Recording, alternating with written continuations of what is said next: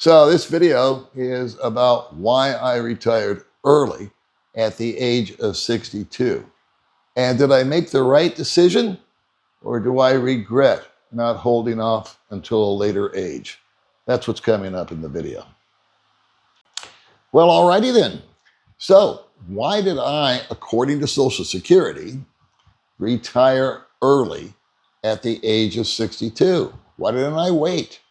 At the time in 2017, conventional wisdom of the talking heads, the financial advisors, Social Security itself, your next door neighbor, everybody was touting the fact that you should hold off as long as possible because each year that went by, you got a raise. And it was somewhere back then around 6% every year.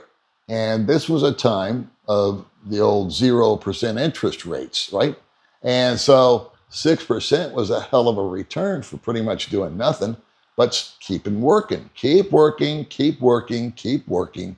And then when you hit at least 65, was pretty much the optimum age according to most people, even though the really full benefit was paid out in my day at the age of 66 and 2 months. These days it's bumped up to 67, but that's another discussion now, isn't it? All right. Well, I'll tell you why I pulled the trigger, and it was twofold. Number one, primary driver, I would imagine, was the fact that I was flat burnt out. And I'm not going to get into all the details about the divorces and the work pressure and all this and all that. But in 2008, I, along with 5 million other people, got caught up in the Great Recession. And all the stuff that I had worked for got swept out to sea. It was as if a big wave just came, took my house, took my 401k, washed it out into the ocean while I stood there on the beach and watched it float away and said, now what?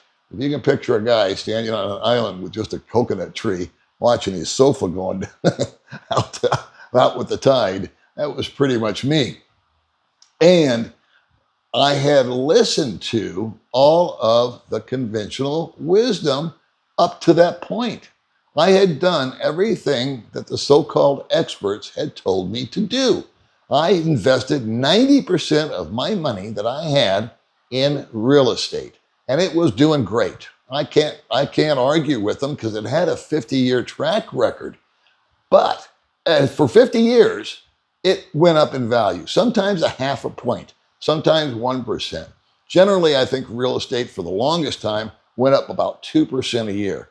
And then as we started getting into the 2000s is when things really started to pick up, and there was 0% interest rates and all this jazz, and people were refinancing, and they had all this equity, and we all felt very, very rich. And so why wouldn't we? I had bought a house for, call it 250. And by the time the peak of the market in Las Vegas, when everybody and their mother was moving there, it had gone up to $500,000. And the rate of return on that house at the time was steadily going up every year at 10%. And my logic was, well, hell, I don't want to sell my house and bank $250,000. Why would I want to do that? I've got to keep it in real estate. So if I sold the house, took $250,000 and bought another house, well, that house is going to be just as expensive because they're all going up. So it would just be a lateral move. I don't want to do that. I'll stay here because if I stay for another year and my house is $500,000, $500K, I'll make $50,000 in 1 year just by sleeping here. The house is taking care of it. It's my retirement. Well, as we all know, that was 2005, 2006, 2007. And in 2008, it all collapsed. And the point being is not poor Paul, he lost everything. The point being is that nobody saw it coming. I've watched a TV show. I've watched a movie called The Big Short about 8 times. I can't get enough of it. And there was a handful of people that had the cognitive ability to actually figure out this house of cards that was being built by all of the hedge funds, by hell, the Federal Reserve, mortgage companies, investment bankers, banks themselves, the President of the United States, George Bush. None of them knew what was going on, except for these guys and a few others, I'm sure, around the world that were in that movie, The Big Short. Why is that? It's because everybody was greedy. Everybody was making money. Everybody was happy. And they didn't see the house of cards. So the experts, I'll never forget the look on their faces. Up until the last few days, what was his name? Greenspan was telling everybody everything's ducky. It's just a dip in the road. It's just, it's a speed bump. President Bush, everything's fine. And then all of a sudden, guess what? It wasn't fine anymore. Now, all right, so I covered two things there. Number one was the fact that I got wiped out. Okay, please don't shed a tear for Uncle Paul here. I'm fine. But I lost faith in the conventional wisdom that I had listened to for over 50 years. And I started to, I guess, question authority. I don't know how else to put it. And so when I started to question authority, it came along years later that it was now time to start thinking about collecting my Social Security. Now, I wanted to take it as early as possible because I think I mentioned it before. I can't remember. I was burnt. I was done. I didn't want to go to work anymore. I didn't want to show up anymore. The stress in my life had just become untenable. I was on 6 different medications, 2 of them highly addictive. So I'm going to veer off course for a minute and get away from Social Security and now go to good old Big Pharma and doctors. I learned the hard way, you can't trust them either. There's no money in curing a disease, but there's tons of money addressing it and masking it over and numbing it. So I was on a baby aspirin. I was on blood thinners. I was on cholesterol. I was on, did I say high blood pressure medicine? I was on pain medication, and I was on sleep aid and anti-anxiety medication, 2 of which my doctors were writing these prescriptions to me, and they never once looked at me and said, by the way, Paul, this is highly addictive. They just said, take 2 of these, and that should take care of your sleeping problem. Take this, it'll take care of your blood pressure. Take this, it'll take care of your blood, cholesterol. Okay, name an ailment. I seem to have had it. Pain. Let's not forget about pain. Here, go ahead and take these things called oxycodone. What's that? Oh, it's really effective because I had 2 blown discs in my neck and I was in chronic pain. Oh, okay. Never once did the doctor with the Xanax that he gave me to sleep or the oxycodone that they prescribed me for the pain with 3 refills on it. Just like go down to Walmart and just go pick them up anytime you want. Everything's cool. Everything's groovy. You'll be, that's what you got to do. And I did it just like I was told, like lemmings going over the cliff. I was there with them. None of them ever said, by the way, this is highly, highly, highly addictive. They never put that out when I started smoking cigarettes either. They actually had a doctor on TV saying, hey, cigarettes are good for you. They'll help you relax, calm down. So I reflect back on that, and I've learned just don't trust these so-called experts. So now I had an issue with the medical field, and being on all these medications, I felt like shit. I'm sorry. I don't know how else to put it. It was like I couldn't start my day without first popping a pain pill. And then at night, I couldn't go to sleep without popping a sleeping pill. And what a lousy routine to get into. And so I said, you know what? I got so much stress at work. I've got all these financial pressures. I was running around for 5 years trying to get reorganized after the recession deal and the foreclosures and the losing. And I'll just cut to the quick. Everything was fine. I eventually actually purchased another little condo from my friend Gary. And that's another story. But I had housing. I had a job again. I had a transportation, but I didn't have any peace of mind or happiness. And I knew I'd had enough of having enough. So, still, the conventional wisdom on Social Security, which is the gist of this video, was wait, wait, wait. Wait till you're 65 at least, because then you can earn as much as you want after that without penalty.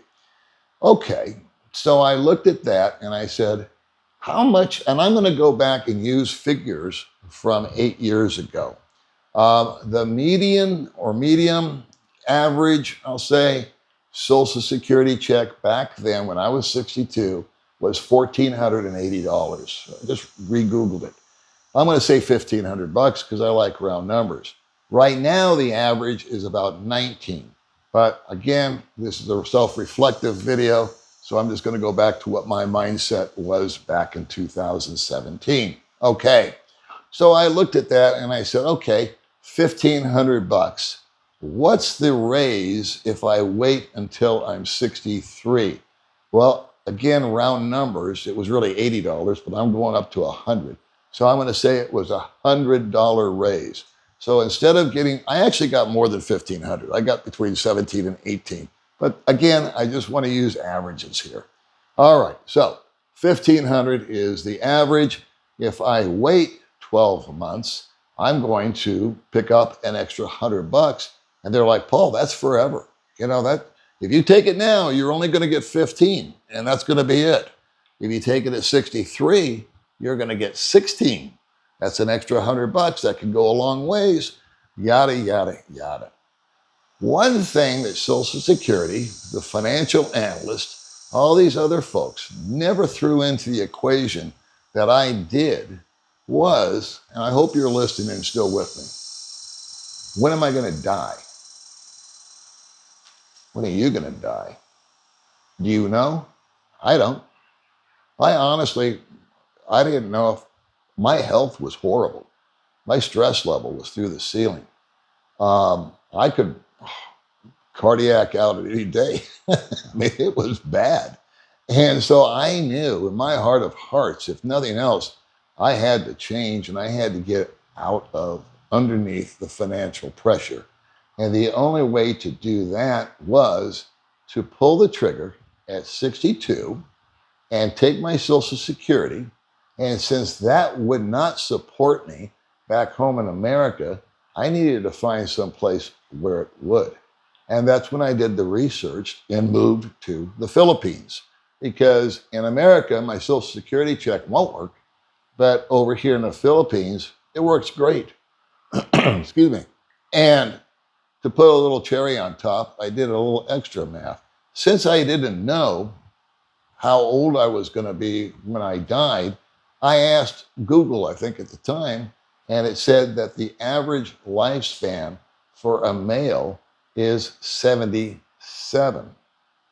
I said, okay, so that's the average. And we're talking averages in this video. So let's see. If I retire at 62 and at 77, that's 15 years of life that I have. How important is my peace of mind, and how important are the days that I have left? Do I want to spend them down at the factory or the shoe mill or the store or wherever you may work or wherever I worked at the time, and waiting and for what? To just keep paying for a bunch of stuff that I didn't really need? Or did I want to pick up and start to relax? Did I want to no longer feel obligated to show up and make someone else rich while I worked for them? The answer was no. I also took a look at some math. Follow me on this. $1,500 a month, $1,480, but I rounded up. An extra $100 a month if I waited 1 year. Okay, so how much money would I get over a year at $1,500 a month? The answer is $18,000. Now, if I got an extra $100 waiting that year, how long would it take for that extra $100 to equal the 18,000 that I didn't take at 62? Now I'm waiting till 63. So I'm leaving $18,000 on the table that I'll never collect. The answer is 222 months or 15 years. I would have to be retired for 15 years. And what do you know? At the age of 62, if I die at 77, how much time is that? 15 years. And I break even. So I would have just left that money on the table. I also was able to work after I started to collect the Social Security, and that's exactly what I did. I collected it, I pulled the trigger, and I continued to work because I was allowed to earn something in the neighborhood of $17,000 before hitting penalties on my Social Security. Now I think that's been elevated up to around $20,000, but you'd have to fact check me on that. So guess what? I went ahead and filed my Social Security, and I had to wait a full calendar month before I could actually collect it. And then I continued to work till I got almost to that 17,000. And then boom, I was on a plane over here. And I want to talk to you for a minute about that waiting period. The waiting period is a full 30 days once you file. I was born on February 3rd. So when I filed on February 3rd, guess what? The balance of February, I think 25 days, right? Yeah. Yeah, 25 days. That didn't count. We had to wait till March because that was a full calendar month. So March went by. 55 days have gone by now without me receiving my money. And then April came along. And that's when I got my first check. And from that point forward, I earned my $16,000, $17,000, whatever I was allowed to earn without penalty, and I boogalooed. Remember I said you don't know when you're going to die? Well, there's a couple of points I'd like to make. I got to thinking to myself, okay, I wait till I'm 63. Well, why do they want me to wait to 65? And I thought, well, what if I died at not 77, but what if I died either by natural causes or by accident, for that matter, at 67 or 68? How much did I get? How much did I leave on the table? How much did I lose? Depends on how many years you take it or bring it back will give you the answer. And it's not pretty. No man in regular health, unless you've got a disease that's been diagnosed and they have an end date for you, none of us really know how old we're going to be when we die. Another point I would like to make is, let's say we're all going to live to 77, since that's the average. 77.5 is actually the average. Let's just say how many years are those going to be quality years, where you're actually sitting up and taking nourishment and able to dance the hoochie coo and go out to lunch or go out to dinner or mingle with friends? And how many of those years might you be, God forbid, bedridden or in a wheelchair or in a hospice or in a home? Let's just say the last 3 years, that's the condition. Well, how many good years do you have? Not how many years, but how many good years? One last thought, and this drives home the point as to why I retired early. I had a question for Social Security after I filed. And my question was twofold. I had two questions.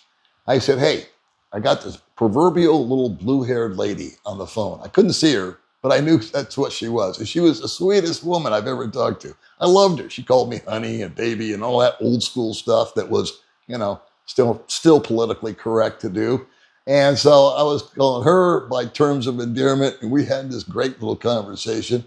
And I said, listen, my love, I just filed for Social Security. She goes, oh, congratulations. Great. That's beautiful, baby. I'm glad to hear it for you, honey. And I said, yeah. Can I go to the Philippines? Can I go out of the country? And can I go to to Thailand? Can I travel around? Will that affect me getting my check? And her answer was, sweetheart, you worked hard all your life for this, right? And I said, yes, ma'am, I have. And she said, then go retire. We don't care if you go out of the country. We don't care if you travel. We don't care what you do. You're retired. You're supposed to be able to do whatever the hell you want to do. And I said, okay, cool. I just wanted to clarify that before I bought the plane ticket. She goes, you got anything else? I said, yeah, I do. I said, I have a question. And I said, why is it that I had to wait a full month before I was able to get my first check? I filed in February, that didn't count, but I had to wait that full month of March before I got my check in April. And she goes, oh, sweetheart, that's easy. That's in case you die before that first check hits and Social Security doesn't have to pay you. How old are you going to be before you can stop, drop, and enjoy life? Before you stop and drop dead? That's why I retired at 62.